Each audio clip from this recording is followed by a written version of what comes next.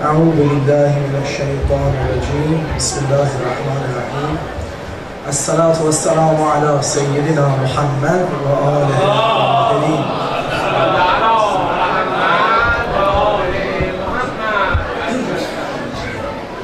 In the name of Allah, in the name of Allah, the All-Compassionate, the All-Merciful. All praise is due to Him, and may His peace and blessings be upon our Master Muhammad and His holy and immaculate progeny.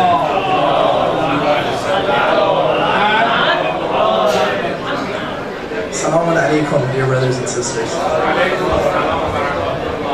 2 nights ago, we began the discussion on the subject of unity within the Islamic Ummah. We addressed that in the beginning days of Islam, there was an event known as the Hijrah, or the migration of the Prophet and his companions from Mecca to Medina. We concluded by addressing the significance and importance of this concept of brotherhood within the Islamic Ummah.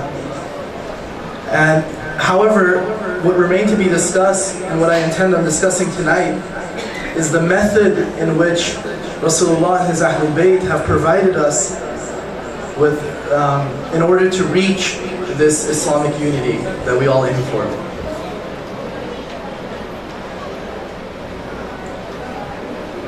That which keeps the unity of a building together is the iron scaffolding, bricks, and all of the material properties that are involved in constructing a building.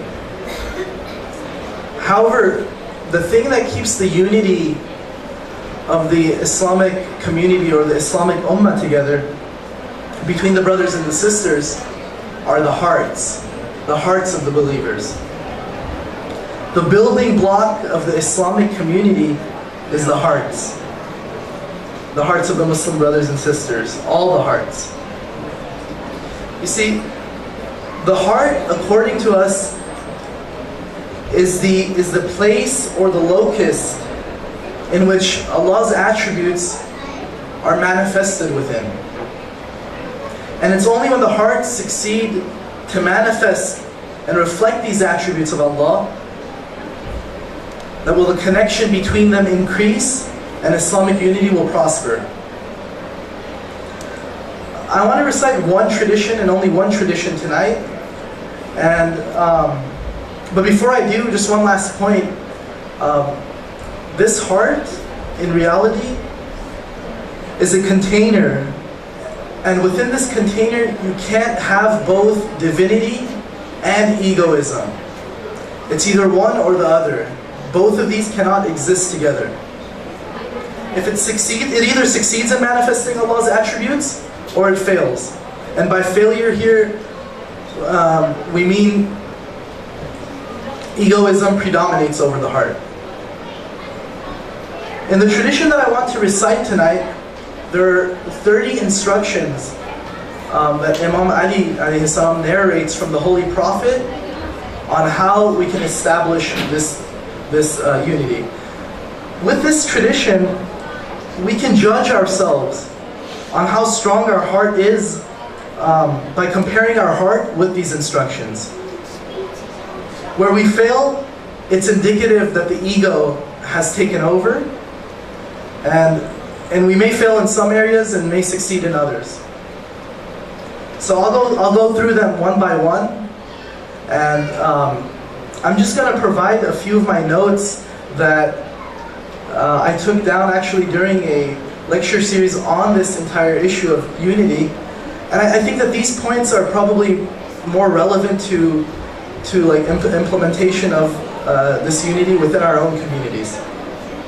So I'll go ahead and mention them one by one, and I'll end with a short story, and I'll stop there. If we can't finish all the 30 instructions due to the timing, we'll continue inshallah tomorrow night. Salawat ala Muhammad wa ali Muhammad.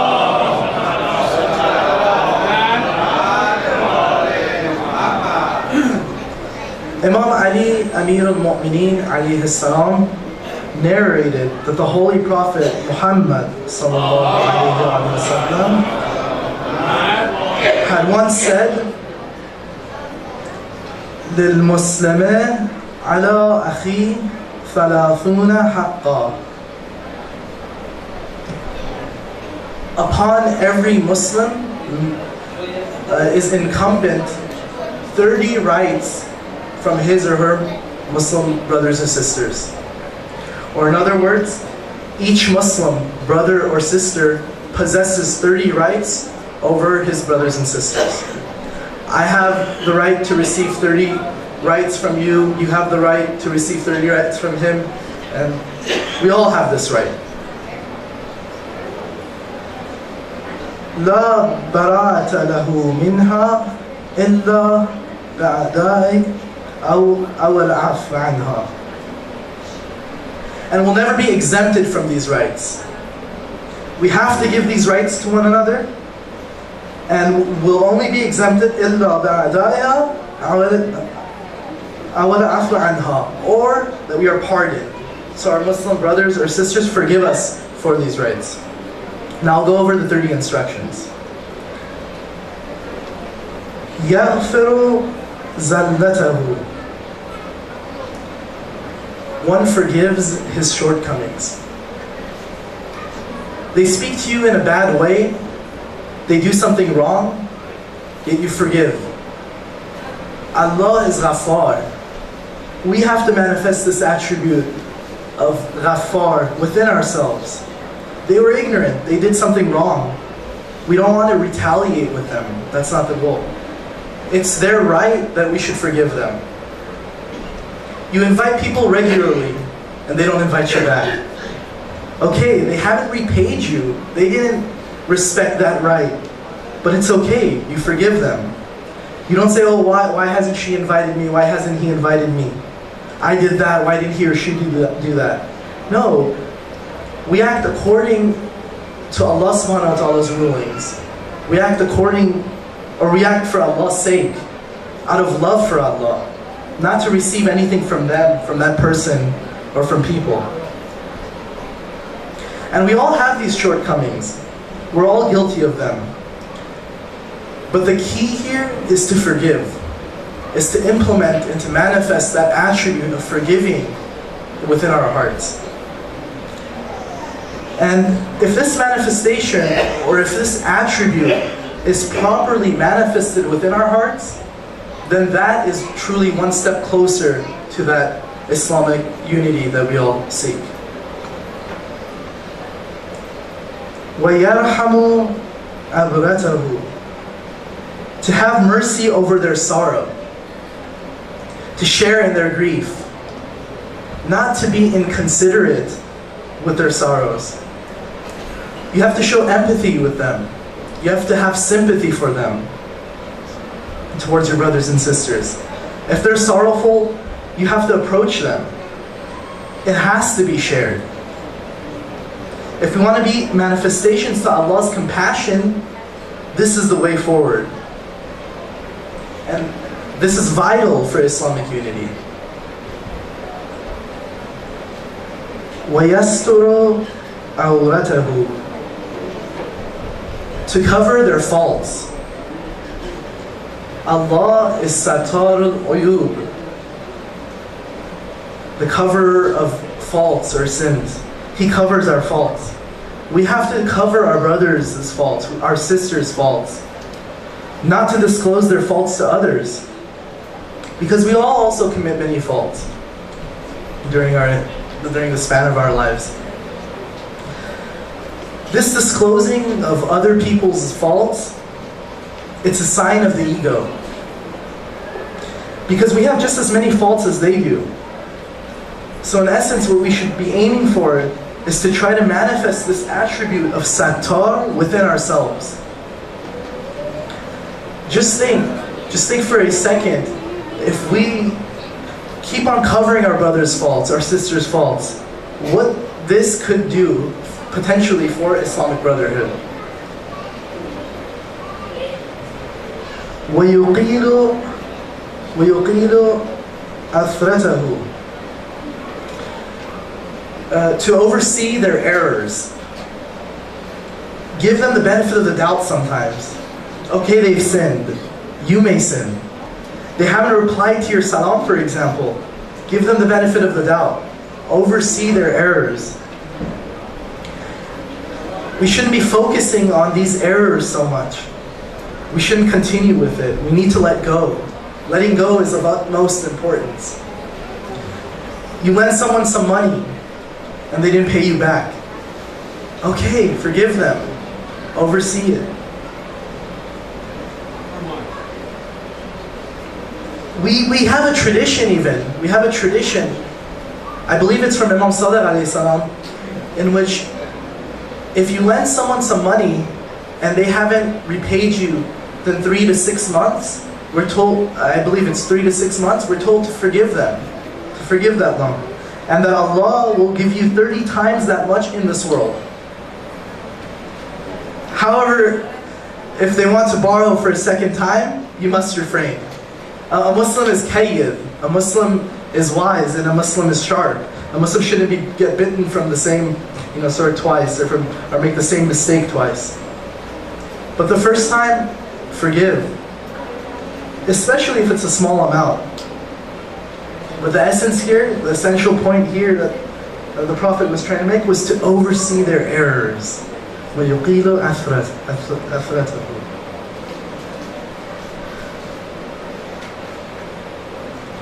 وَيَقْبَلُ مَعْذِرَتَهُ.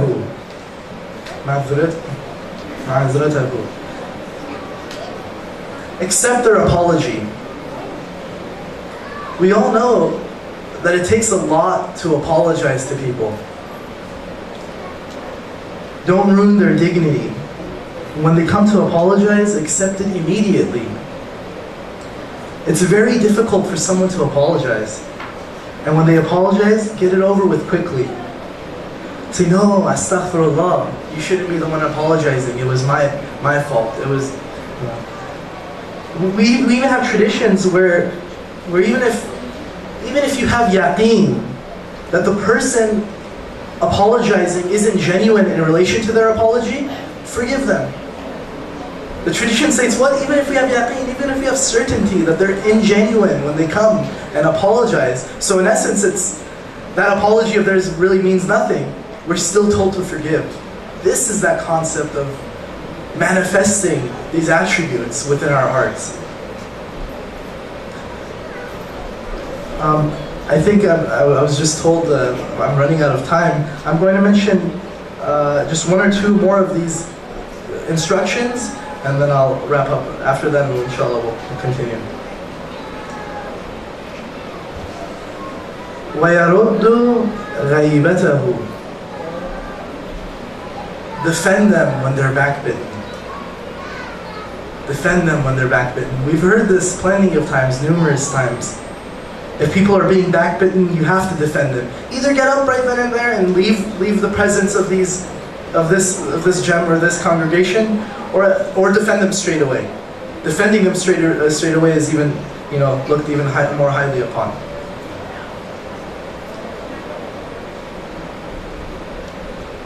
وَيُدِيمُ نَصِيحَتَهُ. Frequently provide advice and counsel to them. That's their right. That's our brother's right, that's our sister's right. This process of advice has to continue. But obviously it has to be done in the best possible way. Sometimes some people give out advice out of their own egos. I'm sure we've all been through this, but some people will give advice as if you look at them as if they owe you something, as if you owe them something. That's the type of advice they're giving. No. You have to do it with humility when you give advice. You have to do it in the best possible way. I'm just going to mention 1 more of these instructions, and then I'll end with a short poem in Farsi, and we'll end the English part of the program there. وَيَحْفُظُ خَلَّتَهُ. Strive in preserving the links of friendship. between the brothers and sisters. This is of utmost importance. Striving to maintain these links of friendship. It's crucial. It's unfortunate, but today we see there's this problem within the Ummah. We see that followers of different marjas are breaking links of friendship with other followers of different marjas. Solely because of this reason. Oh, person X follows person X, person Y, then, oh, I can't maintain a relationship with them anymore. No, this is an illness. It's an infection which is contaminating the Ummah. It's only the ego that makes a person feel that they can criticize the marja. Even beyond that, the followers of the marja for that matter. We criticize, or when we criticize their fatwa, their fatwas, their beliefs and aqaid and history. All marjas, you have to presume they're good. You have to respect them. You have to respect their followers. See, they've reached their findings with years and years of research. Their findings in fiqh, in history. You may not accept them, but you have to respect it. That's the very bare minimum. Whether the marja is from Iran, from Lebanon, from Iraq, from Afghanistan, from elsewhere, it's the ego that's playing around. Oh, this one's from this place, this one hasn't. No.